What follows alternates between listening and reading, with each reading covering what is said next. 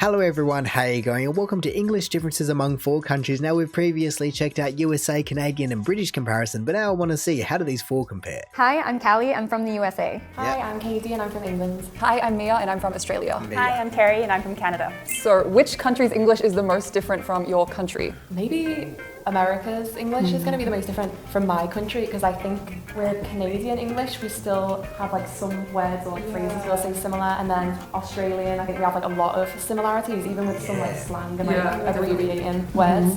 So I think for like British English is definitely the most different from American, I think. I mean, I know I've immediately cut off the other 3, but it's really interesting to think about who is actually the most detached from, I guess in this case, the root is the British English. And really, I think that I would have to agree that out of these 4, no matter who you are, a USA English is probably the most detached, or maybe even not for Canadian English, because out of these 4, the accent is very similar to USA English, but then I guess it still has its British roots, but it's still probably closer to the USA. And so I guess for Canada and the USA, Australia is probably the furthest, but otherwise it'd be pretty much the USA is going to be the furthest. I was gonna say the same maybe. I was between Australian and British English, but after doing some previous videos with Lauren, it was like I couldn't understand some of the expressions at all that they were doing. Of course, I know it's different region by region. Yeah, it just opened my eyes how totally different that it can be. So yeah, I think British English is most. I feel caught a bit because geographically I'm close to America, so I sound American, but historically, you know, we're all part of like the Commonwealth, so we have similar vocabulary, expressions and slang. So I guess I would say Australian would be the most different. At I was least gonna say, like, do you get exposed to like any Australian English or slang like outside of Australia? Because there's not many. It's probably just from shows, like TV. Well, hey, I guess at least they said exactly what I said, because it's a bit of a toss-up between some of the countries. She literally said, oh, we're geographically related to the USA, but then we have our roots in British English still. And then as Callie on the left said, she's previously done videos with Lauren, which we've probably checked out, and so it's amazing that even within the UK, how much, you know, you go up to Scotland, you got Ireland, Wales, all these different areas that have completely different accents, but I guess it just depends where you're talking about Great Britain, England, or the UK in general. And then Mia from Australia does bring up a good point, because are they actually getting any exposure besides, let's say, Crocodile Dundee, because Callie said, oh, TV and shows. That's, I can only assume what she's referring to. And I guess you would also get the odd tourist that you might hear every now and again, maybe less so in recent times, but then between the USA, Canada, and the United Kingdom, I think they're just going to have a lot more connection to one another. I guess location certainly helps. Australia is pretty darn isolated, and I think we're just kind of doing our own thing. Because Australia's so isolated. We're like totally outside of the world. But really though, like We not are. like isolated, like people don't go. But No, like, not that we don't. Yeah. Geographically, you're isolated, right? I must admit, she directly fed into the Canadian stereotype by just covering her tracks, going, oh, I don't mean isolated in terms of no one can get there, I just mean geographically. Like, she's so quickly trying to go, no, I don't mean that in a mean way. But honestly, I don't see how anyone could take that in a mean way, because it's true. Australia is a very isolated country in comparison to so many. We don't share a single international border, and other than New Zealand and all the Pacific Island countries, I guess including Hawaii, there isn't really anyone more isolated than us. Here we go. In the US, we would say cookies. This is like kind of conflicting for me because the one that's in the picture exactly is a cookie. However, if there were not like chocolate chips or some kind of chunk inside of the biscuit, then it would just be a biscuit. So that picture's a cookie. Without the chunks, it would be a biscuit. But I know that America says cookie for all of them. Yeah. Oh. It's like very dependent on the chunk. I'm trying to think of like different kinds of cookies to ask you about. Yeah, actually Australia is the exact same. Like that specific one is a cookie, like a chocolate chip cookie, but other biscuits are biscuits. Yeah, in Canada that's a cookie. Now, I feel like I've covered this before, but everything they said is so true. The fact that you can have that exact biscuit in this form with the choc chips and everything, like no one would say a choc chip. I mean, you might say a choc chip bicky, but you wouldn't say a choc chip biscuit. And I'm not sure why that would be. I mean, maybe over time places like Subway and these American chains have just brought this vocabulary and this vernacular into the entire rest of the world, because as she said, if you're having anything other than basically a chopped chip cookie, whether it be a double choc, a triple choc, a macadamia, what else is there? That's kind of the general ones that I can think of. If it's not one of those, then you are just going to be calling it a biscuit. Let's say Tim Tam's a biscuit, mint cream's a biscuit, shortbreads are always biscuit. Generally things are based on a shortbread style biscuit, and so that's why it's called a biscuit instead of a cookie. In the US, we have a very specific thing that we would call a biscuit. It's like a bread roll, but it's very flaky. Yeah, something like that. Do you have a word for this? Because it's not exactly a scone, because we also have scones. Like we could differentiate a scone and a biscuit. So what would you call a biscuit? We don't have them then, because we've only got sweet scones. Maybe I'd just say, oh, those American biscuit things. Those things.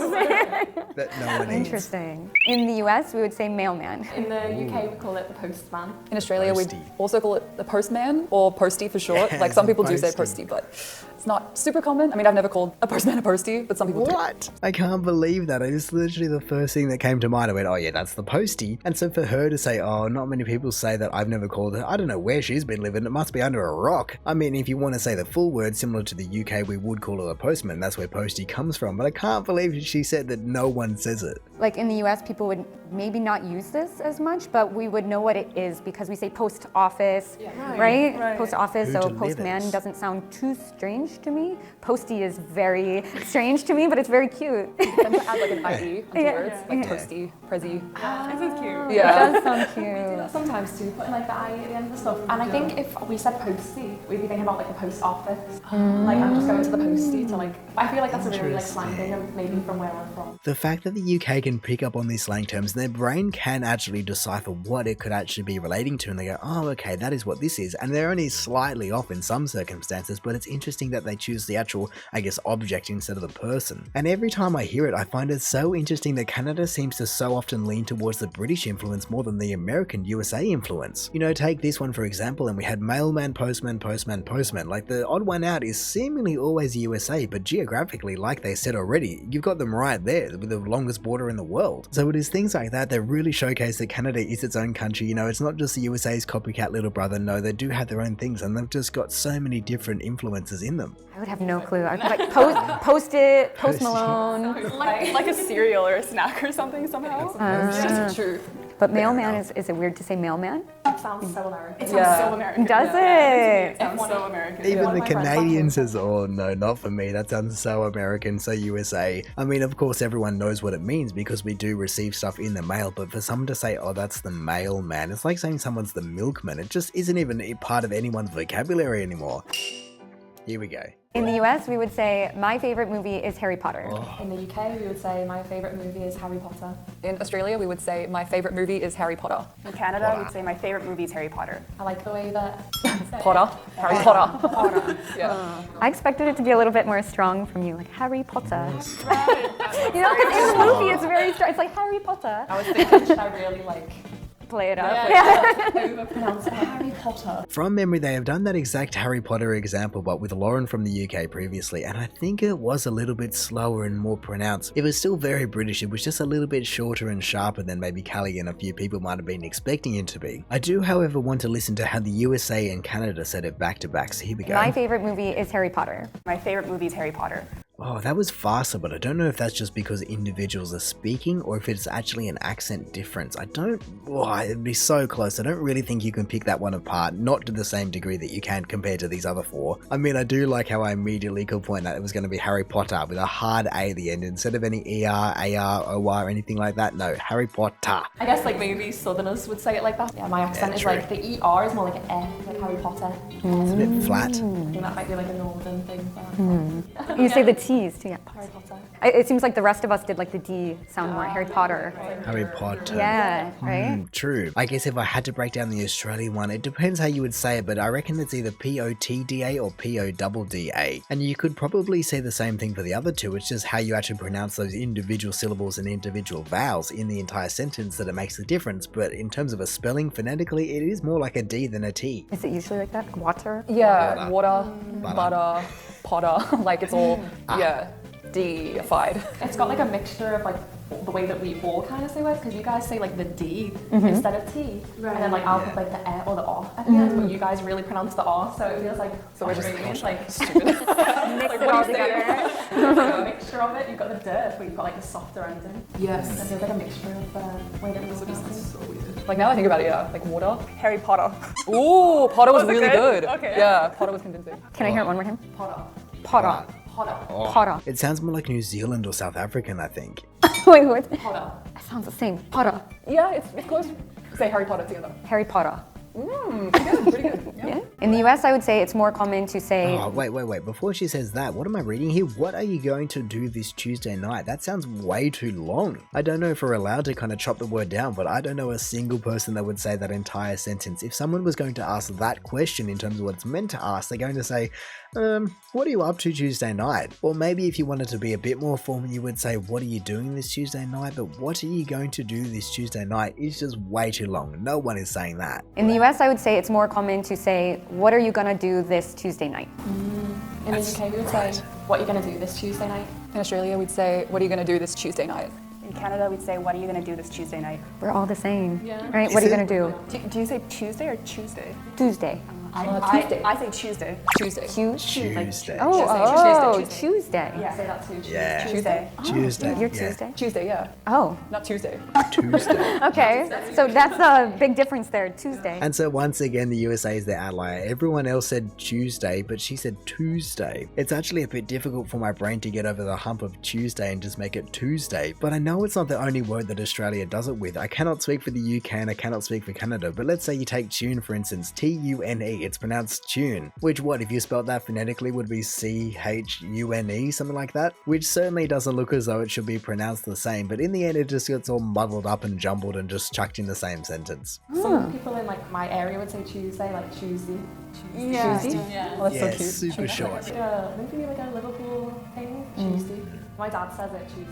Oh, here we go. I'm sure this was just put in here for Australia and the UK to shine through. You know, in comparison to North America, everyone knows that we've got the better slang and even just more of it. I usually say, I'm dead. Me too. Yeah, I'm I dead. already know. I'm really tired. Yeah. In the UK, I mean, yeah, I guess we can say I'm dead, or No. we say I'm knackered, I'm shattered, or we'd just be like, I am. Yeah, exactly the same. Like, I'm always like, to friends here, I'm like, oh, can't. And they're like, what? I'm like, can't be bothered. Just more of like a. Yeah, like I literally cannot handle never it at all. What is going on here? There was a word that immediately came to mind when they asked, oh, what would you say when you were tired? And I'm so disappointed that it didn't come up, or it hasn't come up yet. It sounded like they were moving on. And yes, like I said, you could say, oh, I'm shattered, oh, I'm tired, oh, I'm this or I'm that. But cactus is the word that came to mind immediately. Oh, I'm cactus. It means the same thing as everything else. Oh, I cannot do this. I'm completely dead. I'm completely shattered. I'm completely whatever. I'm cactus. That's what I wanted to hear Mia say, but she didn't deliver. I would think like you're screwed. You have a big problem. It's not like I can't be bothered to like do that. Right. Yeah. And honestly, I think that's fair enough thinking, because it can also mean that if someone says anything along those lines, and you know, I can't be bothered, I can't be this, I can't be this, it can mean that, oh yeah, I just cannot be bothered to do it right now. I'm really tired. Please don't make me do it. But it can also mean that, oh, I'm in a sticky situation. I just need a helping hand here, or maybe I can't be helped. But either way, I am just screwed. Oh, here we go. Chucky Yui. I'm gonna guess. Does it mean to make a U-turn? Or to Chuck a Yui. Good job. Nice work. we say that too, like to make a Yui. Yep, Yui. Oh, really? Yeah, Yui, but Chuck a Yui. Like I said, it's just time for Australia, and hopefully the UK is going to be next. Then I would be 100% correct. But to be fair, I have to give props where props is due, because even though Canada doesn't go to the same extent of Chucky Yui, they still have Yui in their vernacular, which I never would have expected. But now it's got me wondering, where did it originate from? Because the fact that both Australia and Canada share Yui in there, it makes me think that it would have originated from the UK, but they seemingly didn't know what it was, or they never got that far. Would you guys know what it means if I said to hang a Roger? I learned this, I think. Roger. I before said hang a Louie. Hang a Roger. Oh, they're saying turn right, but what could hang a Roger mean? I mean, now that I've got that in my brain, I don't think I can get it out. But what else could it possibly mean? There are so many different combinations that could be. I guess I'm just gonna have to listen to the answer. Turn right, It's right? Turn right? turn right. Yeah. Turn right. Yeah. Do you know hang a Louie? Do you say? Is that turn left? Okay, someone knows hang a Louie. So you got left and right. Roger. Last time no one believed me. Hang a Louie. You know it. That I'm never driving with an American Canadian navigation. Who's Roger? Yeah. Roger, what's wrong? Yeah, when you think about it literally, that is quite a dark sentence to have. Poor Roger and Louis. I mean, it makes sense that you go left and right. I mean, it isn't exactly a shortening of the word, because I feel as though is Roger longer than right? Yeah, Roger compared to right and left compared to Louis. They're longer words. Why are you replacing them? I mean, I guess it's a bit of fun slang, but you would never have that in Australia. Bar maybe 1 or 2 cases, every other word is going to be shorter than the original. It was really fun. Like, we laughed so much. Ways that we say things in the different slangs. I really enjoyed doing that. That was a lot of fun. Surprised the UK. I think that's one of my favorite things about like meeting people from other countries is just like finding their different slangs and like learning things like that. So True. yeah, it's fun. We all speak the same language, but it's this type of slang and our different vocabulary is what kind of makes it yours. So it's really fun to kind of see what makes our English. For sure. Yeah. It's like same but different. Same. Different flavors. Yeah, I had a lot of fun talking with you guys. There was like some memorable ones. I loved Posty. I think that's so Jackie cute. Yuri. I just want to, like, since you said everything's with the IE, I just want to like, Not everything. not everything.